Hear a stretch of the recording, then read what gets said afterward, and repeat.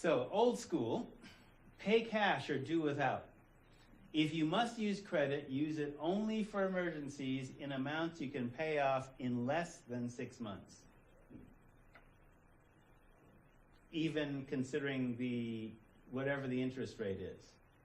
So a predatory interest rate is anything above like 30% or mid to high 20s, which a lot of people are on. So one of the things that's a problem with that is it's structured so you'll never get out of it if you make the minimum payment. So as an example, I have a second on my house, which is essentially interest only. So as long as I only pay the interest, then the debt never goes down. So if I pay a certain amount, say like $400 a month, the interest goes down. Okay? If I rent out an apartment for $600, then not only is the interest met, but it's paying down. Then I only need a year's worth of payments at that level to pay it off. But otherwise, if I just do interest only, they make money. Credit union makes money off of me without me getting ahead. So part of using credit, basically, since that is basically on a home loan or mortgage, theoretically, the home increases in value. Unless there's a real estate bubble, then it crashes like with everything else. But, all right, so use credit to purchase things which grow in value, and that's usually real estate. Cars, even a Rolls Royce, does not increase in value. And have attainable goals and know where you are now in relation to those goals. So in terms of looking at credit worthiness, this may be dated, but basically you want a 30% debt to income ratio. You want to have basically whatever your income is and only have 30% of that go to service debt, including credit cards and real estate if you have it. So reduce your tax liability and file your taxes. Income protection, which is a code for insurance. So if you want to look at that, a strategy that I like is you only have income protection. You don't have income protection if you're single. You only have income protection if you're in a family or you have kids. So the idea is what the face amount is, that is, for example, my life insurance policy, I should have 5 years income for the primary income. So if you have a primary breadwinner or whatever, you have 5 years income to replace that if that person dies, and the same amount for a secondary income, secondary person, finance the kid's college, finance and pay off the debt. So that all that equals the face amount. So you buy term life policy rather than a whole life or universal life product. So term is usually cheaper, and then you invest the difference in terms of what you would have spent for like whole life, which is way more expensive, and they trick you. So buy term and invest the difference. General principles of debt and credit. Buy things on credit that, again, can be paid off in 6 months to a year. Avoid revolving credit whenever possible.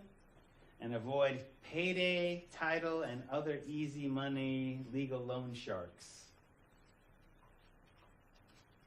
If you're going to use credit, buy things on credit that appreciate, i.e. real estate, like land or a home. Not necessarily gold. So if you think of money like a house, and this is really coming from a point of view that basically says, okay, you have steady income, you have enough money, not only to pay the bills, but to have life insurance, et cetera, if you do that, if you get to that level. So the foundation is basically, in one sense, income to fund your emergency fund. So 6 months gross income. With term life insurance, basically survivor income for 3 years, fund college, home, and lifetime income if possible. Depends on who's doing that and how much that costs, whether you're a smoker or non-smoker, whether you have disease, pre-existing conditions, all that kind of stuff.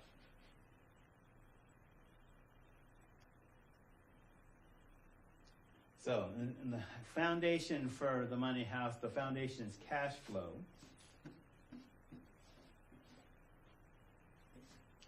So you also want to have, if you have this kind of have property and a family, you want a will to keep your property out of state probates. Because basically, if you don't have a will, all that goes to the state rather than your family. But your house or your kid or everything? Basically, yeah, outstanding debt goes to the bank. Anything left over goes either to the state unless you specify otherwise. That's why you have a will.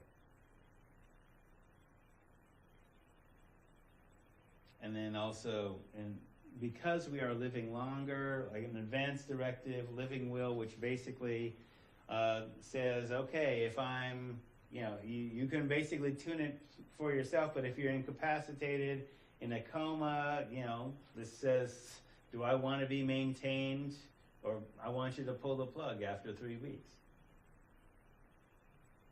And a DNR, so do not resuscitate. No, that's different. The donor card is only after you're dead. So this is before you're dead. So living will, advance directives, in case you have an accident or something like that. Because otherwise, if you don't, sometimes they don't always follow it. Sometimes they'll resuscitate you anyway. But it's better to have the advance directive than not. And you can see this, having this stuff, spelling this out, is one of the hard parts of the process. Okay, this is where the thing, and there's a lot of confusion about that. So, when Affordable Care came out, basically, one of the questions was, especially around assisted suicide, is no, not whether you should do it or not, but under what conditions should you do it if the state allows it. But the piece that, that the president got really, the whole death panel thing, which was BS, is basically, no, we're not trying to kill Granny. But we are suggesting that Granny should have a plan, so then you should know about it so that y'all can figure that out if the unfortunate happens. Figure that out between you and your doctor in advance. Because the time to figure it out is not when you're in the hospital and do we pull the plug or not? No, let's pray. No, just figure it out in advance. It's a hard discussion, but it's an adult conversation. Adults, using angel brain, plan for the future. This is why this stuff is so difficult. It is. But you go through the process and you work it out. You go through the process before you have to do it. You might not be at this level yet. But the assumption of college is that you are trying to develop a middle class income, particularly if you've never been middle class.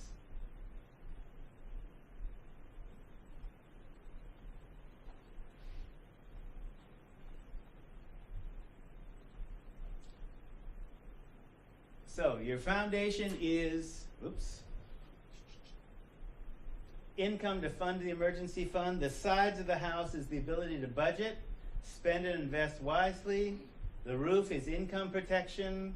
So that's insurance products like life, property and casualty, disability, long-term care, or other financial instruments. And then other investments could be second home, rentals, vacation home, and a mix of investment funds, etc. So, for example, monthly health based on an old minimum wage, right? So,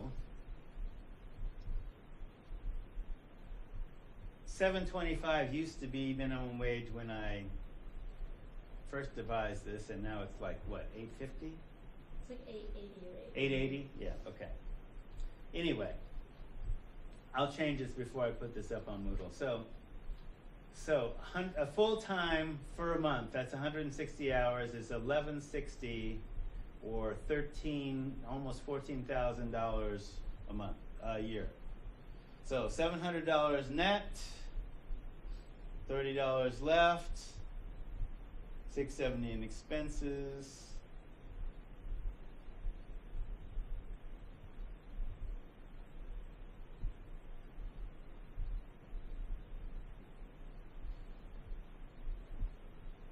And savings. So this is assuming a single person, full-time equivalent, minimum wage, no kids. And I'll have to look at what the current poverty line is. In 2005, 7 years ago, it was 995.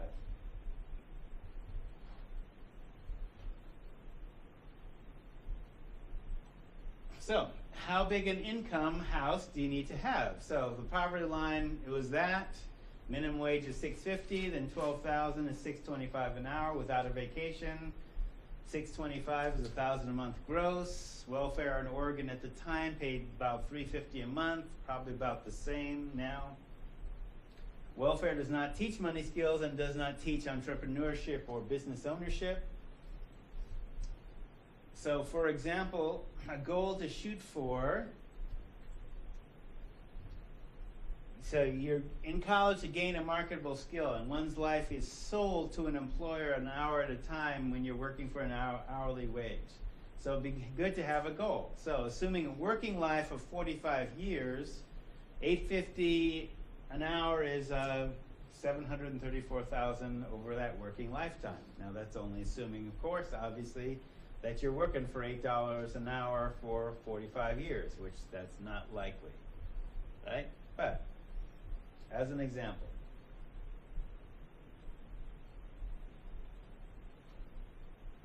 So $10 an hour, $15 an hour. The reason I started at 10 is because a lot of people, because remember this is the civilian class, and a lot of people, the pros, were basically training to do treatment, and treatment at the time was paying between $10 to $15 an hour. Which is why I don't do treatment, I teach college.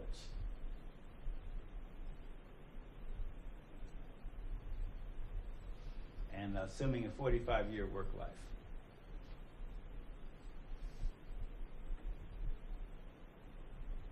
So hourly, monthly, annually, and then a 45-year lifetime.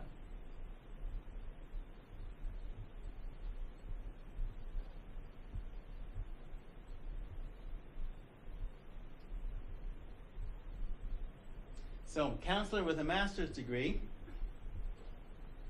6 years of school, minimum, roughly, can get $100 an hour. Nurses, doctors, lawyers, get up there, too.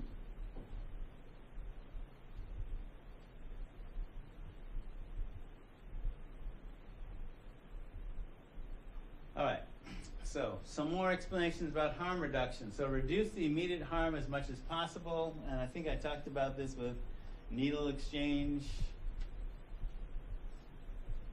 using various modalities, needle exchange, methadone, maintenance. So money harm reduction goes like this. Looking at your current situation and habits, where you are, then where you want to go for optimal health. How do you get from A to B to financial independence? So the conversation about financial independence is your relationship with money works to the degree that money is not a stressor for you. And you don't depend on a job or government to take care of your financial needs. Your money works for you rather than you working for the money. So mostly we don't look at money with any conscious intention because we're forced to by circumstances. An emergency happens, got to pay this bill. How did the light bill get that expensive? Et cetera, et cetera. Fluctuations in gas. Okay, so a lot of people get involved with the underground economy because of the money, but that doesn't necessarily build skills with money.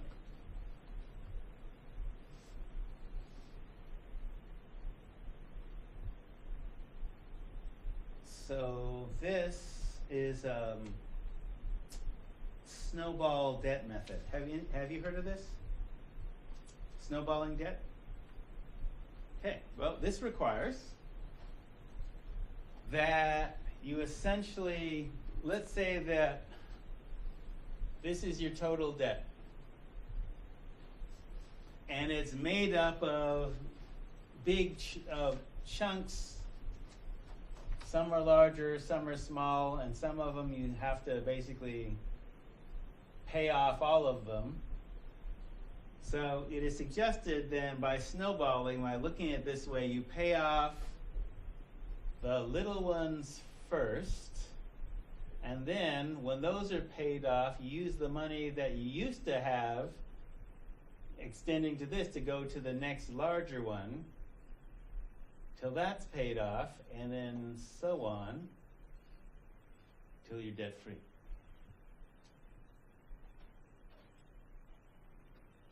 And basically this is a technique that explains how to do that step by step. So extra cash is dedicated to paying debt with the smallest amount owed. So that means you have to look at what is the smallest debt owed and pay that off.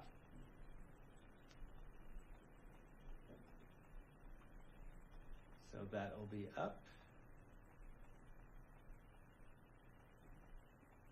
And this is just a simple example of how to do that. So for example, 2 minutes, right? Okay. So credit card A, $250 balance, $25 a month minimum. B, $500 balance, $26 a month minimum. And car payment with the $2,500 balance, $150 a month minimum, and then so on.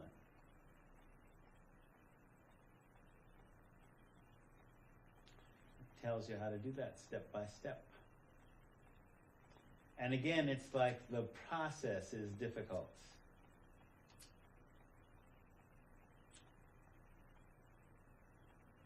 And this is basically a little description about Mondragon.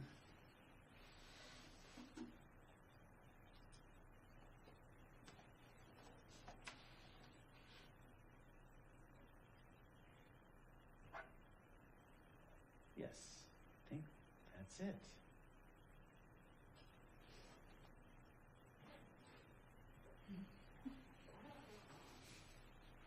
Live long and prosper. All right, so I'll be working on what's going to happen for Thursday and include that on the midterm, and see you Thursday.